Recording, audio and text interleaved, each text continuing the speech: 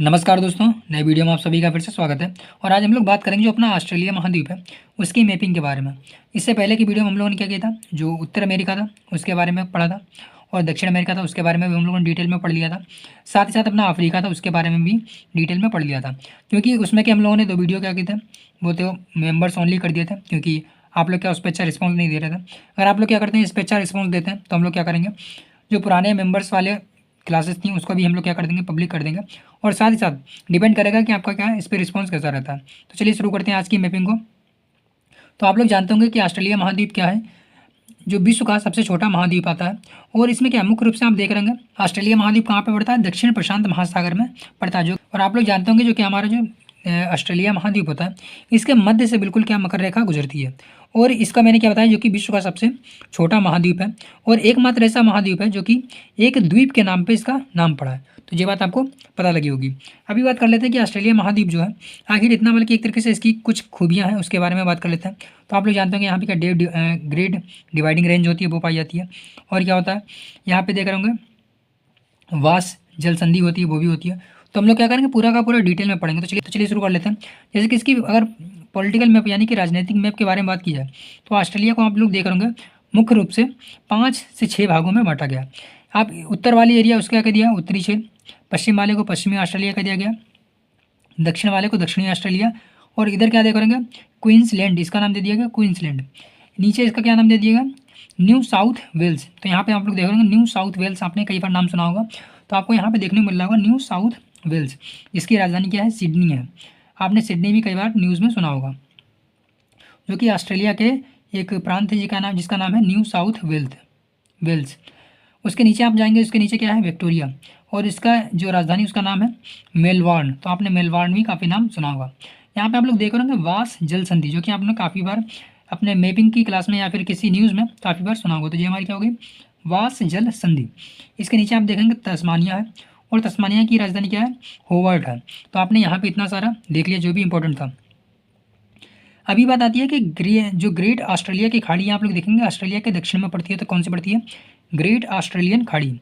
इसके उत्तर में कौन सी खाड़ी पड़ती है, इसके उत्तर में खाड़ी पड़ती है कारपोटिया की खाड़ी। तो आपने यहाँ पे देख लिया होगा कारपोटिया की खाड़ी।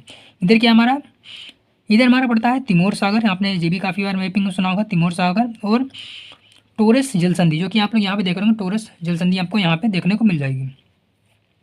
जो हमारा पश्चिमी ऑस्ट्रेलिया है, इसमें मुख्य रूप से कुछ झीलें पाई जाती हैं, जो कि आपने काफ़ी बार अपने एग्जाम में या फिर कहीं जो एक तरीके से मैपिंग की क्लास होगी उसमें देखा होगा। जैसे कि मुरे झील हमारी देख लेंगे, जो कि पश्चिमी ऑस्ट्रेलिया में पड़ती है, मुरे, बार्ली झील और वेल्स झील। तो कौन सी होगी हमारी, मुरे झील, बार्ली झील और वेल्स झील। यहाँ पे हमारा है पश्चिमी ऑस्ट्रेलिया की झील। तो मुख्य रूप से आपने जो पश्चिमी ऑस्ट्रेलिया है उसकी झीलें देख ली। और पश्चिमी ऑस्ट्रेलिया की राजधानी क्या है, तो आप लोग यहाँ पे देखोगे पार्थ। अभी यहाँ पे आता है जो हमारा उत्तरी क्षेत्र, उसमें क्या है, उत्तरी क्षेत्र की राजधानी क्या है, डार्विन है। यहाँ पे एक झील पाई जाती है, उसका नाम है एमाड्यूज झील। तो यहाँ पे नाम है इसका एमाड्यूज झील।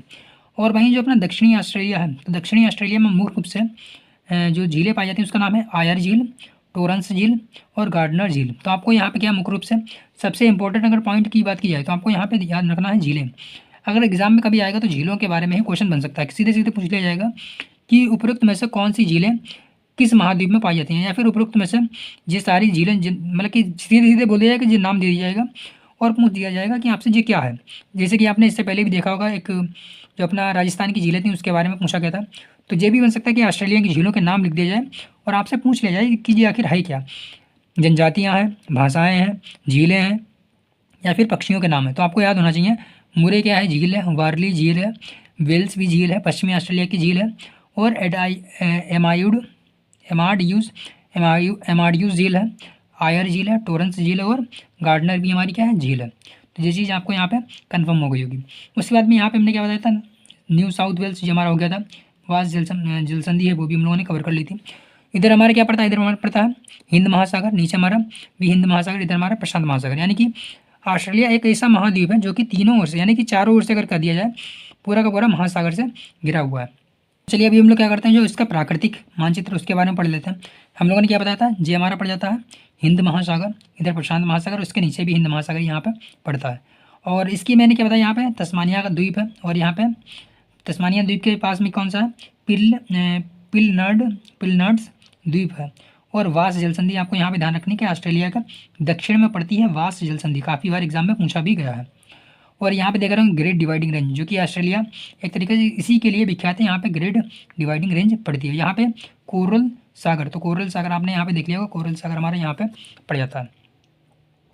उसके बाद में क्या होता है हमारा, ये देख रहे होंगे आराफुरा सागर यहाँ पे है। टारस जल संधि हमारी यहाँ पे पड़ती है।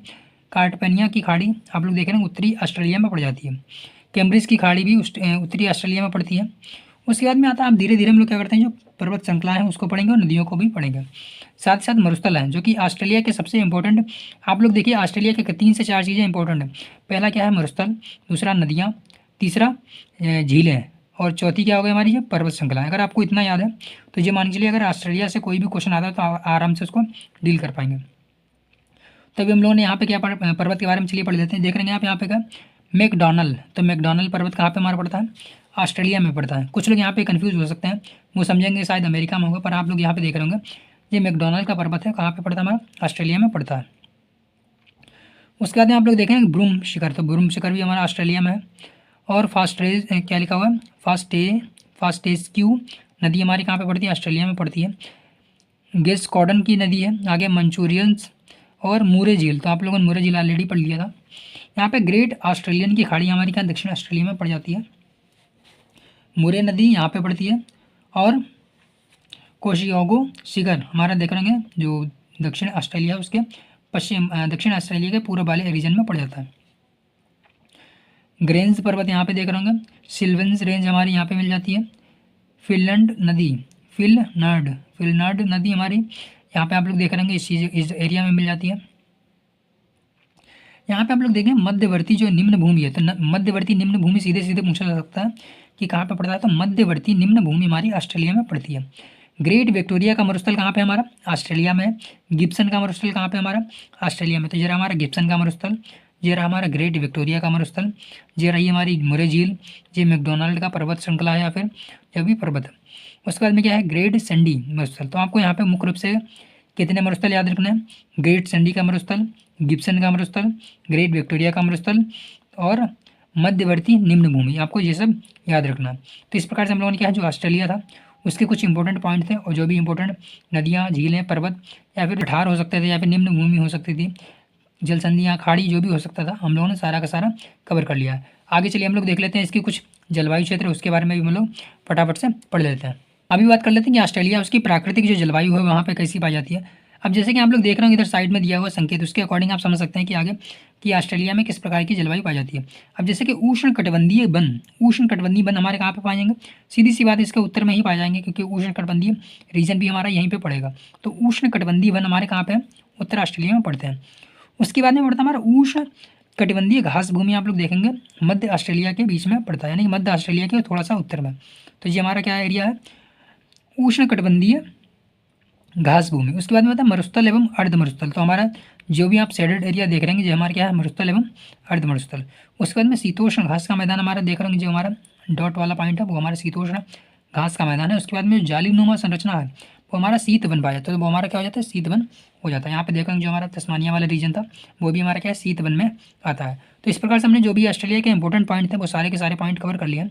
बाकी आप लोग वीडियो को लाइक कर लीजिएगा और चैनल को सब्सक्राइब भी कर लीजिएगा, क्योंकि अगर आप लोग सपोर्ट नहीं करेंगे फिर मैं क्या करूँगा, इस वाली वीडियो को भी क्या कर दूँगा, एक तरीके से मेंबर्स ओनली कर दूँगा। क्योंकि क्या है, अगर लोग उस पर ज़्यादा इंटरेस्ट नहीं देंगे तो क्या है, उससे अच्छा है कि 10 लोग ही देखें पर अच्छे लोग देखें, यानी कि जो कि एक तरीके से जिसको नीड है वही देखें।